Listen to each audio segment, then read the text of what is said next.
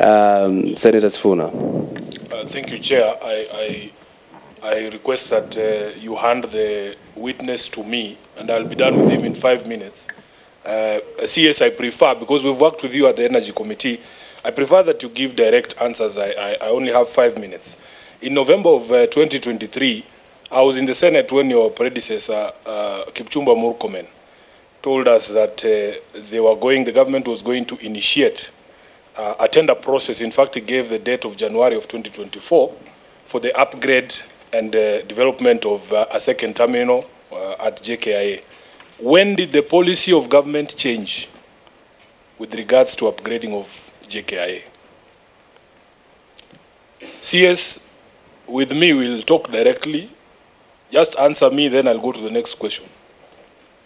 How many questions do you have so that you can manage? I have only 5 minutes, Chair. All my questions will be answered in 5 minutes. Okay. Chair, I've taken quite a bit of time talking to the process of unsolicited, public or privately initiated proposal. It is in the law, it is in PAP. Yes, my question is, yes. Forget what Adani did. I'm talking to government policy now. The stated government policy as at November of 2023 was that there was going to be the initiation of a tender process. In fact, he had said there would be an international expression of interest for the development of a second terminal at Jkia, advertised in January of 2020. Certainly, I think I've acknowledged that we should have really carried Kenyans earlier through proper disclosure. Now, would you agree with me that this is a more inefficient method? You told us that there's a committee of 15 people to review one proposal. If tomorrow we woke up, Waziri, and we have 30 proposals to redevelop Jkia, we would go through these same 20 steps that you've given us with the 15 people per committee to look at each individual proposal. I agree with you, but for huge infrastructure projects, I wish we could get another proposal tomorrow. I wish we could get the Ronny Summit proposal tomorrow. We don't have one. So if we get one tomorrow, we'll be visiting that country destination to suit them to come and close that deal. That's what I'm saying, CS. Yeah. If you put out an international invitation for expression of interest, you would get more proposals.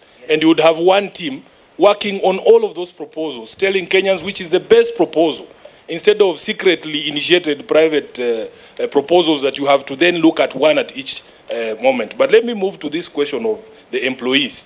You have told us that there will be 3 options, mambo ni matatu. That you either accept the proposal from Adani, or you stick with KA, or you take a golden handshake. Where in that head of terms is that? Because I've read 3.3 of the head of terms, and it doesn't speak to those 3 options for the staff at Jkia. Where in the proposal can I find what you have told us?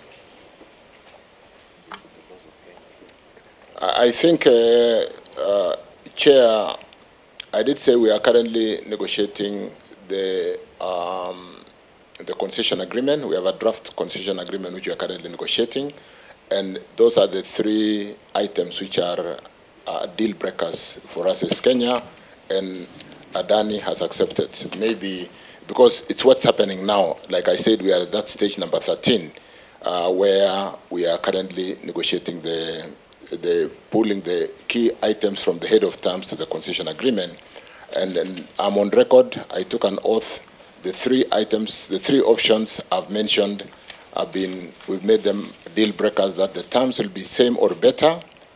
The staff can take the option of remaining in KAA, or they can take an exit option. So that is information because of the timing and what's going on right now. Chair, I just have 2 final questions, then I will hand it back. Runway, which all of us agree is necessary, is not a priority for them. If you look at the proposal, they make it contingent upon traffic justifying the investment. Adani proposal is Adani's proposal. They would certainly like to come and sweat the current runway, but cognizance of what's happening. Our runway. They want to use our runway. They are not building anything extra. But cognizant of what's happening in the region competitively, Ethiopia, Tanzania, we have made it also a deal breaker that a second runway. So it's one thing to give us, like I said, it's a negotiation. So one of the deal breakers for us is a second runway within that period of time that we are negotiating on. Consulting. Okay. Thank you, Honorable Chair.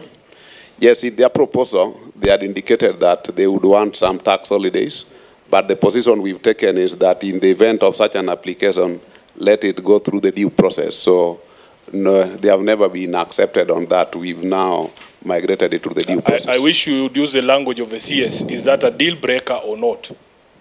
We never made it as a deal breaker. We migrated it, we ring-fenced it to the due process. So it is up to the government to accept or to reject. Okay, lastly, Chair, listening to the CS... Lastly. Yes, very lastly. Listening to the CS, you would think that what they are trying to do is to set up a coffee shop at some corner of Jkia and that operations will continue. Because I heard you when you asked what percentage of land they are taking up. Isn't it a fact, CS, that this proposal is to take up the entire management of the entire airport?